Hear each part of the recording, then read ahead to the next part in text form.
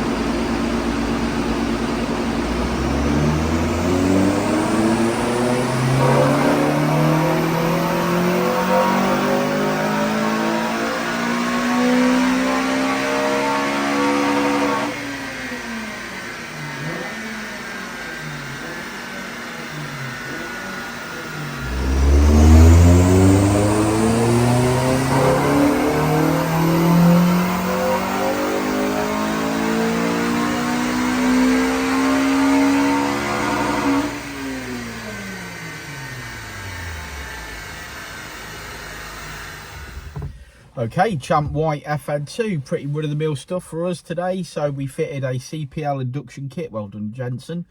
And then it was a question of putting it on the dyno and mapping it. And yes, there's not an awful lot to write home about here. The car is up by about 9 brake horsepower from stock.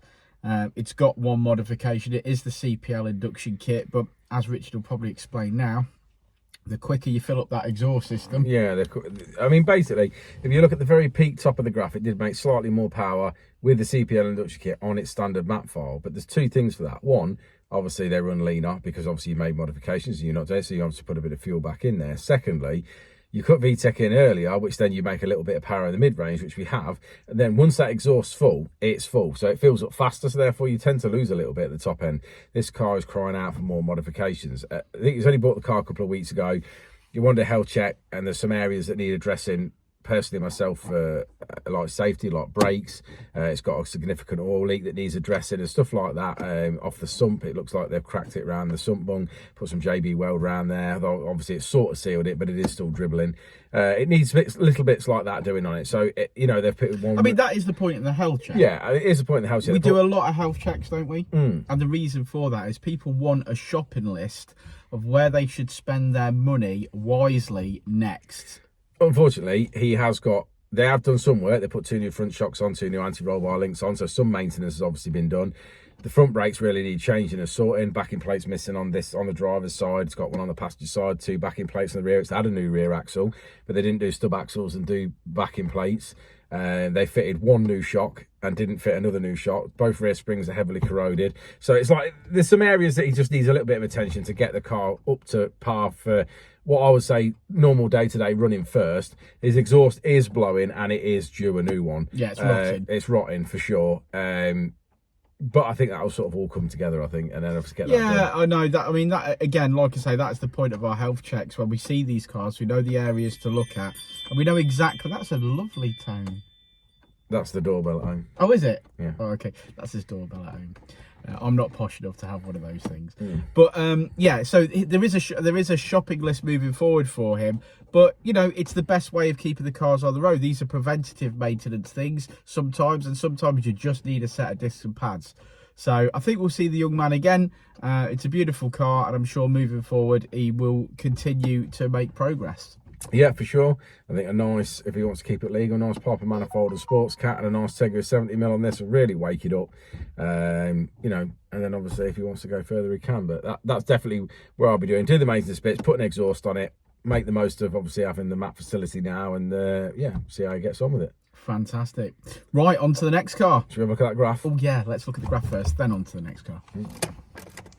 So say it with me, guys. Red line is as she came in, blue line is as she leaves. This is your wheel horsepower line here. Making power, making power. You know, again, like I said, not a great deal to write home about, but this is the area that Richard talks about, lowering VTEC, filling up that exhaust quicker, and just tailing off at the top end to the previous non-tuned session. But there we go, another one in the bag. Mid-range gains. Another one in the bag. Thanks for sticking around to the end of the video. Code word champ, because every single one of you Dynodaze followers is a champ. And we'll see you all on the next one. We'll see you on the next one, won't we, Rich? Will indeed. We will indeed. CPL induction kit available on the website, guys. Before and I'll say it again. Life moves pretty fast.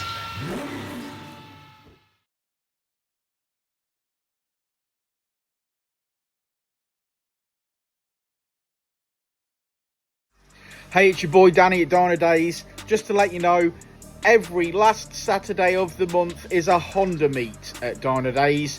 So that's every last Saturday, 9 AM till 12 noon. We've got a rolling road here if you need it. But otherwise, just come down in your Honda, park up, pop your hood, chat to other like-minded enthusiasts. We love it. It's chilled out. So come and join us. Last Saturday of every month, Honda meet. Yeah.